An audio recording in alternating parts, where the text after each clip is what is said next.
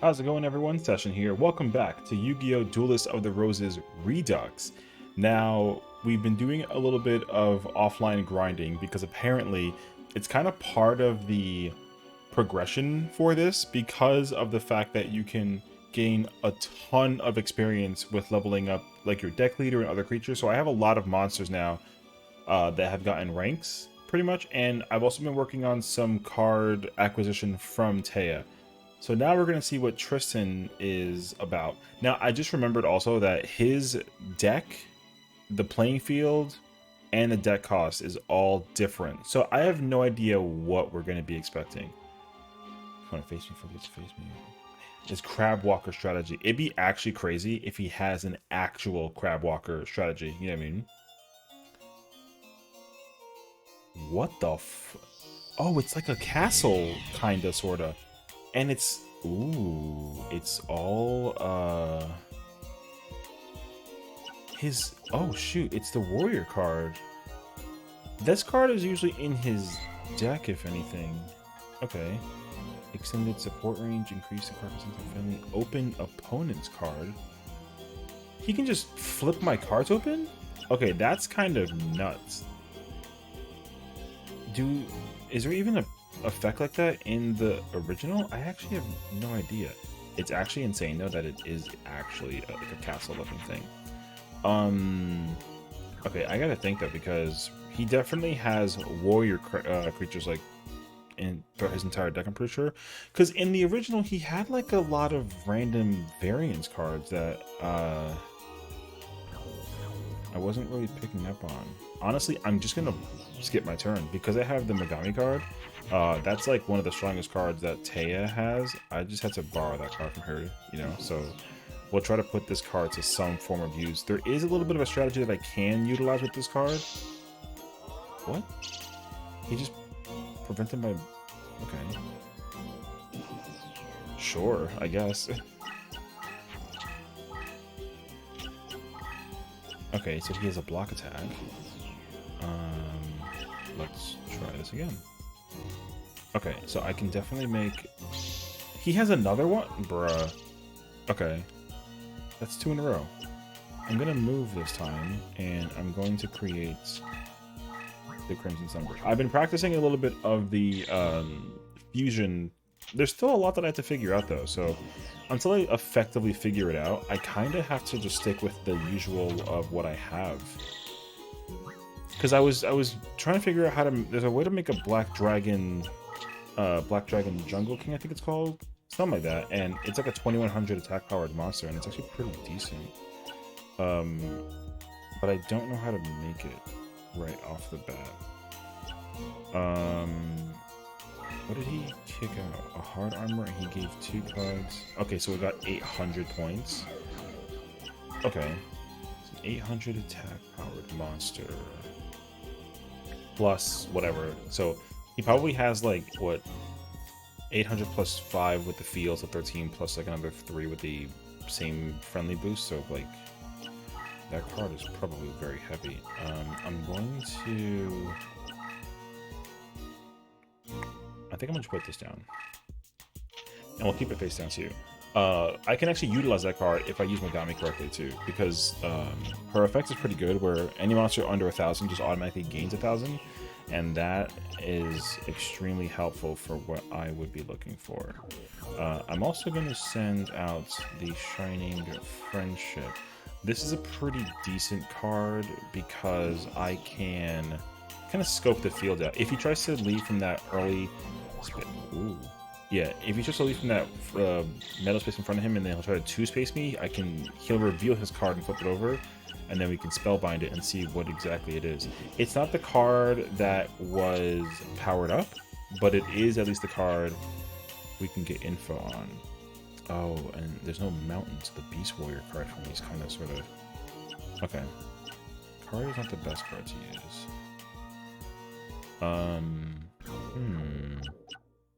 Because I kind of sort of have to sacrifice some cards. Because in an ideal nutshell, I need to try and get as many light monsters as possible before I try and do anything different from what I'm usually doing. Because I don't have a mountain to work with now. Okay, so what is this card? This card is the unbuffed card. What is that? Oh, it's the Guardian of the Labyrinth. Okay.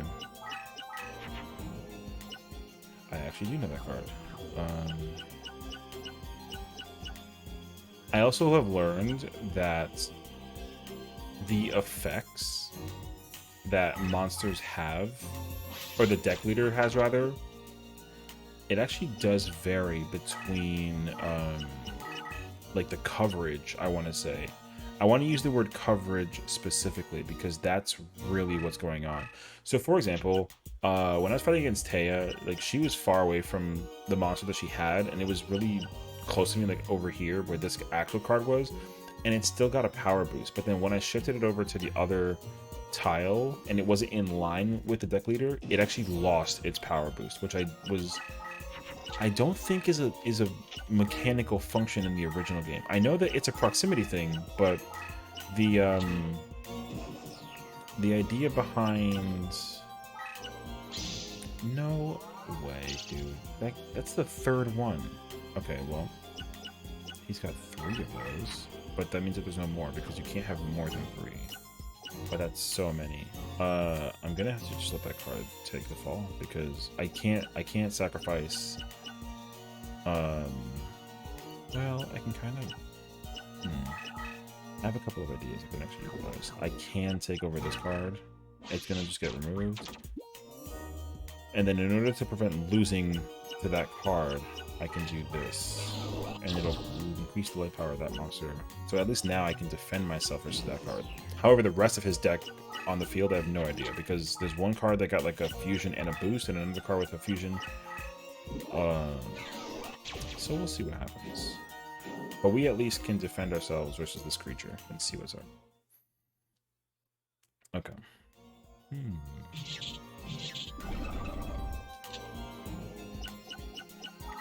Okay. Now that's the problem though. See, if that card is approaching me, then I'm under the impression that it's still pretty strong for what it's worth. I think I can make a Sunbird if I do this. Because I have learned and came to the realization that the Crimson Sunbird is my primary card. A lot of the fusion monsters, or a lot of the monsters I can use for fusion, basically give me this card. So it's definitely imperative that I utilize that card as often as possible. Which makes me come to the realization, I think, also that I might have to switch out the Guardian of the Fortress. I have a lot of, like, winged beast monsters. He has Gaia? Okay, well, that's a fair trade. He has Gaia the Fierce Knight? I don't even know if that card was fused or not. He has Gaia the Fierce Knight. What? Okay. This is gonna have to be my next play. I'll have to skip my turn for now in terms of playing a card down, but I do need to eventually place that negate attack.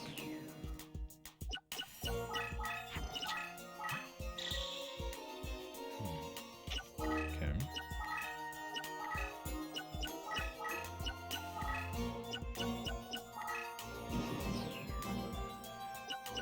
Let's see now. I'm gonna drop this card down, and then we'll use the other Firebird as bait to see what they might potentially drop. Because the big issue now currently is that I am going up against Taya. I was able to utilize the field as an advantage, and now I can't because the field is only in his advantage. So I have to play with this bridge since I don't have a way to create a mountainside of any kind. Let's see. I'm gonna remove. I wish I remember how to make the other dragon card. Okay.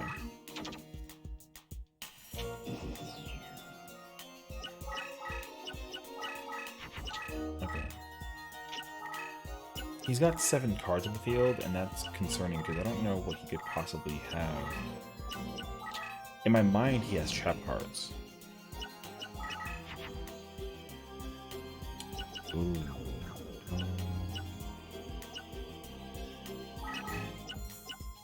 Okay, that's what I was thinking now. Let's do that.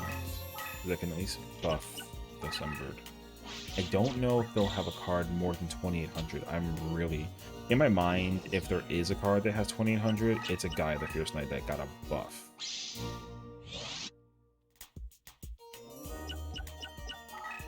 Ooh, it's just an M warrior. Okay, well that's not really scary. Not to like put it lightly, but... Okay, let's see what happens. Nothing. Ooh, okay. This is a... That's really weird, actually. So then, I don't know what card this was. I think he just placed this card down. Because... Okay, this will definitely be very good for us to check out with. He fused a card and then buffed it, but I don't know which card that it is. And going into the field is pretty dangerous. Especially because it's my Crimson Sunbird that has the Follow Wind buff. So I actually have to be careful about that. The other thing that I've learned is that as I've continued to go up against Tailwits in practice, due to the limitation of my cards buff-wise, I'm lacking cards that let me buff myself. Because I can't use any cheats, so like I can't get cards from the like that password finder thing. So I have to literally work with the deck that I have and the cards that I gain from defeating opponents. So in a simple nutshell, you have to actually farm cards going up against like other players. I'm kind of limited right now because I don't have any space to place a card. I have to let him destroy something to figure it out. Actually, let's do these two. Nope. Okay. There's a way to make a Black Dragon Jungle King. I just don't know the exact location. I'm gonna hold on to the Sessiion as well. Let's do... I've already used the buff from that card as well. So the Aqua Beam was not the most helpful for me. Okay, I'm gonna bring down the Mid-duel. Let's figure out if he tries to attack. I think that card is the card. That card is strong enough to, I think, destroy this card. But not strong enough to destroy my Sunbird? Maybe? So we'll see. Let's put the card in defense mode just to cover our tracks and see what happens. And then... Okay. I'm honestly going to... No, never mind. I was going to destroy the Shenanigans and bring out a Winged Dragon, but I'm not going to do that. 25? Oh, it's an Okay, gotcha. It's because of the the deck leader. Okay. I wasn't sure where that number comes from, but now I actually understand. So, if it was inside the meadow field, though, it would have 3,000, and it would be stronger than my entire deck. So, that's the whole thing, is that you have to draw out their cards. Like, fighting them on their territory is such a bad idea, unless your cards can also fight on that territory. I've learned that very quickly. Like, if I want to try to farm Tristan later on, I'm going to need to, like, bring out warrior cards, basically, that I need to grab from his deck. He shouldn't be... Yeah, okay, good. So now we're going to try to play... We're going to play the game and do some baiting. Let's see. I don't mind losing a card to get information. You have to also sacrifice life points to get information. I've learned this as well. Usually when I have 4,000, I try to take real pride and priority in keeping that number as high as possible. And I'm not usually one to like sacrifice just cards on a whim, but actually gonna put that one down. Try and figure out what my next card is in my deck. Because I have learned that the AI doesn't, you know, they're not all Pegasus, right? They don't all know what I have card-wise. However, their decks are just very well built in being able to just gather a lot of information. or get a lot of attack power and like a lot of just like points in terms of being able to fight back. So fighting the cards is definitely tricky. So let's see. I don't expect that card to be. I'll be really sad if I put it in defense mode and then find out that it's like a bad card. Okay, we can make Harpy's Pet Dragon, which is perfect for us. So let's find out what this card is that he's moving over. Okay, kind of sort of dodged the crisis, truly, because 2200 on an activator is still. I think that's still unbuffed. Unless he has 15. No, is it 1400? No, I don't. 17. Oh, okay. Okay. Let's see then. I don't want to waste the Curse Breaker, and I can't bring. I don't want to fuse these two to make it. I need to use Harpy to make the Harpy Pet Dragon. So.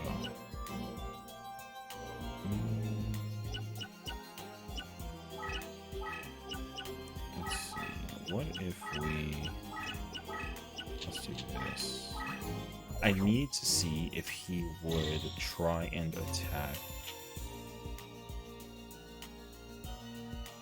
my card or not. Let's see. Because defensively he can't attack it, but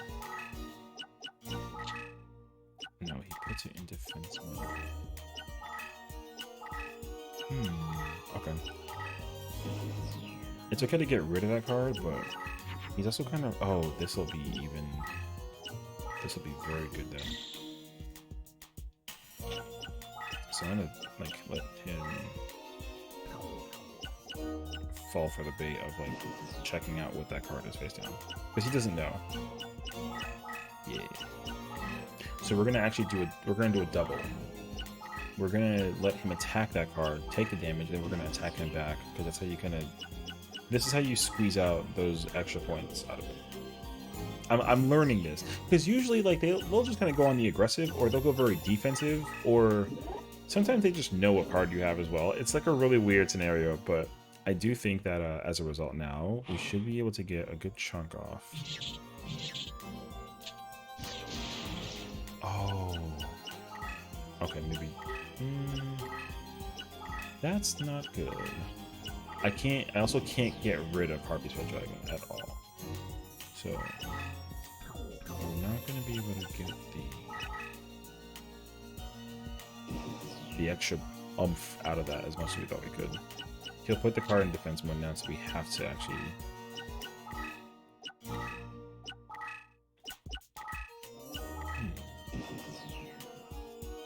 Okay, so let's get rid of this.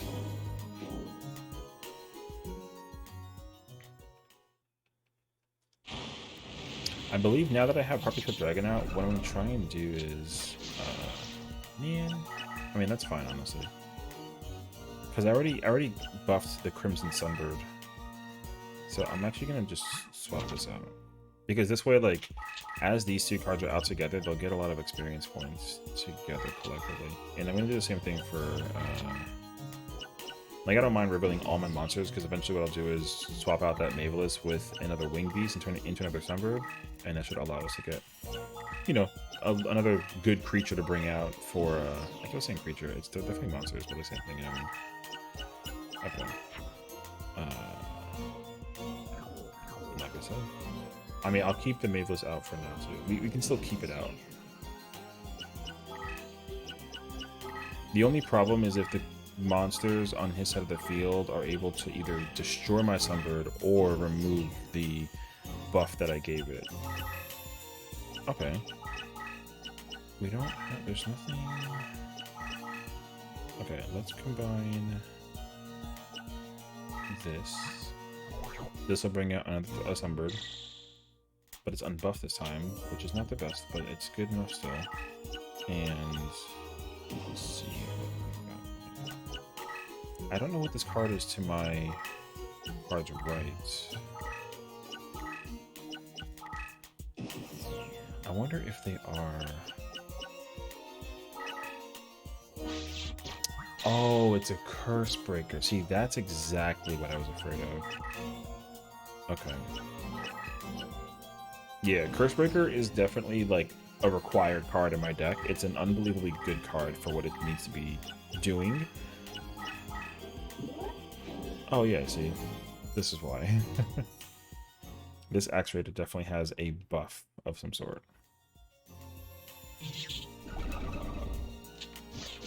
It doesn't matter though because, obviously... Whoa!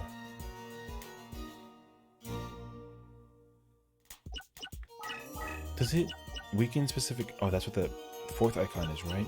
He weakens my dragons? Oh, that's really annoying. Okay. So what I'm going to have to do... What's this, a sunbird? Okay. I'm going to summon this Hydra. I just need to get my points up here someday. I just need none of the cards that he has on his event to actually attack my dragon. If they do, there's no chance I survive. Okay, we need to... We kind of sort of have to back out.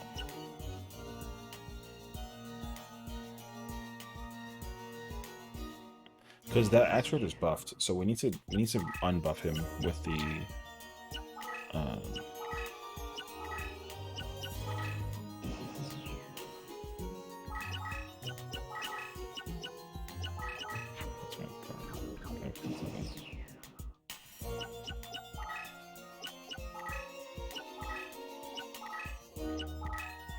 The problem though is that because that Axe Raider is 1700 naturally, it's still going to be stronger than my dragon if it is balanced.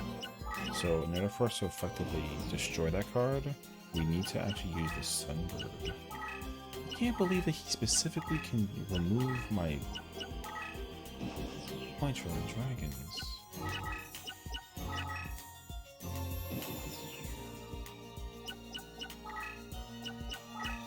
He is very close to like his health points are very low right now, so we have a chance to be able to like one-shot this. I haven't actually had a chance to actually practice against this guy, so we are learning this all together. I'm gonna hit him with this. No shots. Oh, okay. That's fine. That's actually fine. Because I forgot that he can do that. Okay, now I understand how that power works. Because I know that he can flip the card. I didn't know how the card flip thing would work though. But it works in the sense of he flips the card over when his cards get attacked. Got it. Okay. Okay, I didn't know that I can actually defensively survive and then offensively attack back with this card. I'm definitely gonna keep that in mind for next time. Because now I need to figure out another card that I can use to, I guess, attack and get aggressive with. Sort of?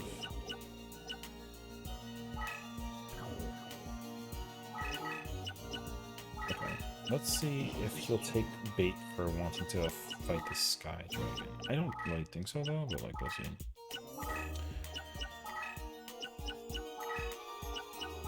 Because the last card the card I absolutely can't afford to lose is my pet dragon. So let's see what happens with this scenario.